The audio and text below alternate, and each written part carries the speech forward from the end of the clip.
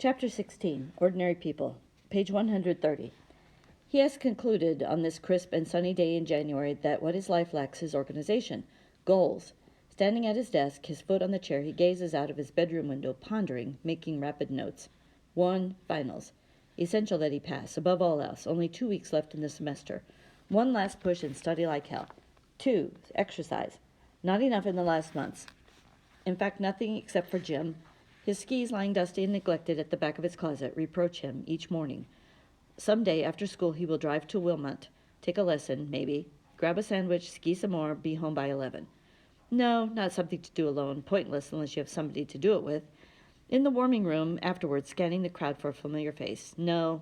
Number 3, friends. He is definitely in need. The worst thing about the hospital, an absolute lack of privacy. People crowding you, pressuring you, examining and reassuring. Never alone. Now, excess turns virtue into vice. He finds each day as he looks around him that he is achingly lonely.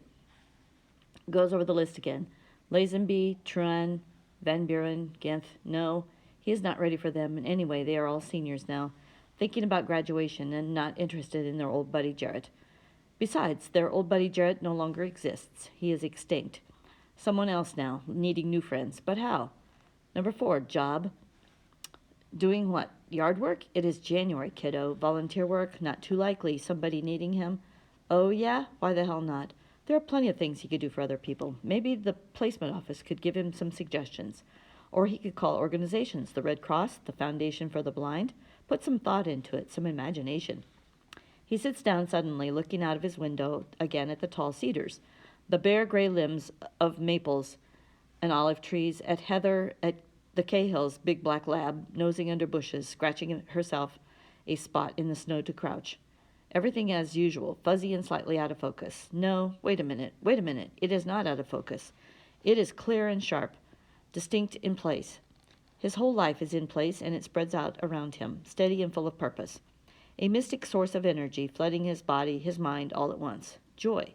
He wants to go off in every direction at the same time. Swiftly he notes, number 5, guitar, number 6, books, number 7, girls. A million years ago, when they were both 16, he and Lazenby discussed the topic daily, compared notes on their experience. They concluded that they had none. For him, nothing has changed. He remembers Bernard Rinaldi, a kid in his freshman comp class, relating his triumph. He had kissed 100 girls on New Year's Eve. The sheer volume of it had staggered their minds. So how many girls has C. Barrett kissed? How many girls has he even spoken to in the past year and a half? Karen, Suzanne Mosley, a girl who occasionally sits at his table in a lunch. He doesn't even know her name. And Janine, 18 years old in 2 weeks. 2 weeks, ye gods, and what does he know?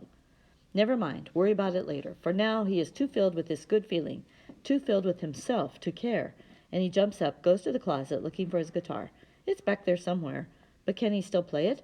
Sure, it's like riding a bicycle, you don't forget. And tomorrow he will go to the library for books on what? Anything, everything. He wants to learn everything, know everything. Lists. Buck used to find the scraps of notes on his desk, those stern written commands to himself to shape up. He would cop them and they would show up, folded inside his napkin at dinner or taped to the mirror in the bathroom. The great list maker is at it again, folks, he would tease him. Reverting to old ways, does that signify a moving backward or forward? The natural sane ticking inside him eliminates all need of an answer. Standing in an aisle in the library, he can feel the eyes on him. He turns his head to look. A pretty, dark-haired woman staring at him.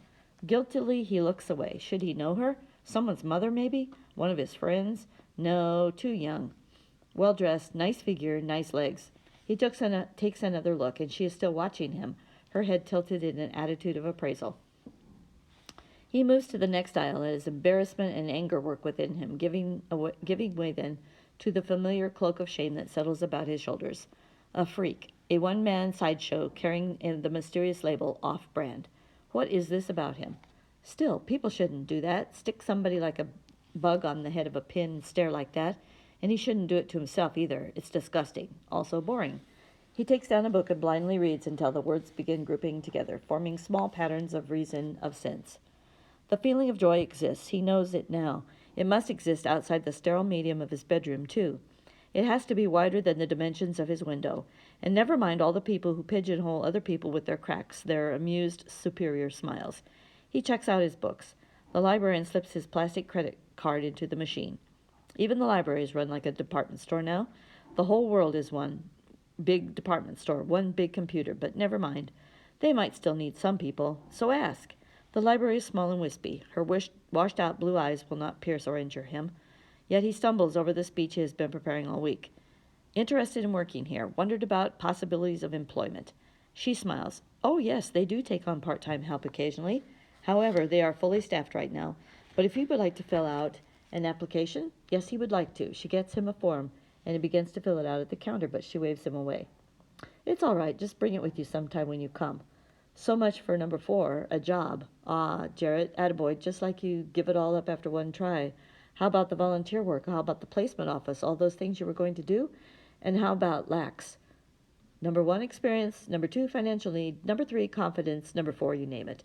He shifts his books to fit under his arm, zipping his jacket against the wind. Face it, kiddo. Things are not going to be that easy, so grow up. A blue Carmen Ghia is parked in the lot beside his car. Bent over, half in and half out of it, is the woman from the library stacks. He recognizes the legs, the blue skirt that matches her car. The open car door is blocking his path. He stands, waiting for her, his face wooden. He will stare her down this time. She glances over her shoulder. Oh, sorry. Then she straightens up. He has caught her off guard, but she is still more poised than he, and this close he can see her face. Small, delicate features, the casual elegance of a painter or dancer, a beautiful pointed nose. She smooths her hair back from her face. I embarrassed you in there, didn't I? I'm sorry. She shrugs her shoulders. You're very good looking, but I'm sure you already know that. She closes the door on the passenger side, moving around her car to get in on the driver's side. The car starts up and she backs out carefully in no hurry at all. She waits in the drive for the traffic to clear, then pulls out into the street and disappears. He stands looking after her, his book still under his arm, while a feeling of total displacement sweeps over him. Mechanically, he opens the door, tosses his books on the seat, gets in. You're very good looking. Observing meticulously all traffic signs, all other cars on the road, all pedestrians, being careful, missing no turns. He arrives home safe and intact and parks in the circular drive so that his father can put his car in the garage. He enters the house through the door in the garage. His mother's car is still missing. There is no one home but him. He goes straight upstairs to his bedroom without taking off his jacket, drops his books on the bed, goes into the bathroom and turns on the light. You're very good looking, but I'm sure you already know that. He studies his face in the mirror. Heavy dark brows and brown eyes, a nose, a mouth, right, everything there. His hair clean and decently cut at last. His skin clear. God, his skin is clear. When did that happen? How long has it been since he looked at himself? He turns on a foolish fake smile. Another plus. Straight, even teeth. An outside chance. That she is right. He turns off the light and goes to sit on the edge of the bed. The freak, the one-man sideshow no longer fits. So what is the catch? Some danger he is not yet aware of? Will he have to pay for all of this, for thinking well of himself? He leans back on the bed, hands over his head, staring at the ceiling. Whatever the price, it is worth it. Even for 10 minutes, it is worth it. So then what happened? Berger asks. Come on, I'm spellbound. You followed her home and she took you into her bed, right? Not exactly. He takes a bite of the sweet roll he has lifted from the bakery box on the floor next to him. She drove away, and I went home. I told you not to get your hopes up. Berger sits like a plump guru, legs folded under him. There are flecks of powdered sugar dotting the front of his sweater. Anyway, Conrad asks anxiously, what do you think? She's probably some woman who goes around saying stuff like that to guys all the time, huh? Do I know? Berger raises palms up, flashing a shy smile. She's probably some woman who goes around saying stuff like that to guys who are hideously ugly.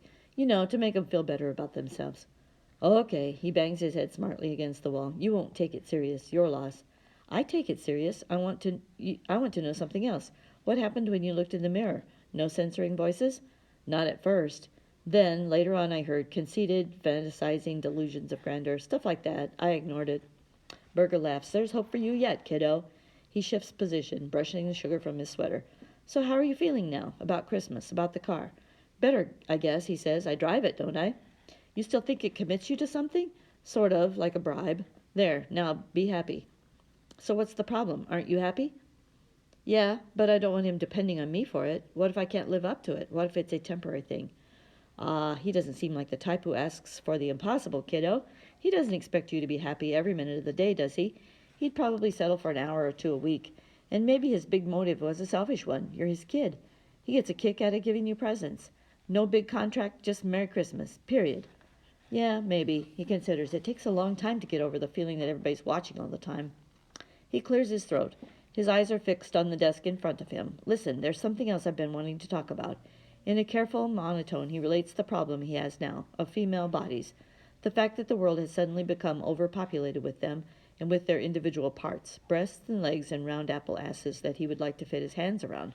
The de Lenore Phillips slid silkily into the desk beside his, and he had gotten a hard-on that lasted halfway through the English period. Violent urges that entrap him each morning and each night, for which he knows only one cure. Afterward, he suffers the most intense spasms of raw and painful guilt. Is that it? Berger asks. Listen, I told you, it's a tension reducer, and it's normal. Don't worry about it. It's also a sign that you're waking up, so relax, will you? You know what I think you ought to do? Call somebody up. How about that girl you know from the hospital, the one who lives in Skokie? Karen, he says. No, I haven't seen her since November. She's got this 10-foot pole she'd like to keep me away with.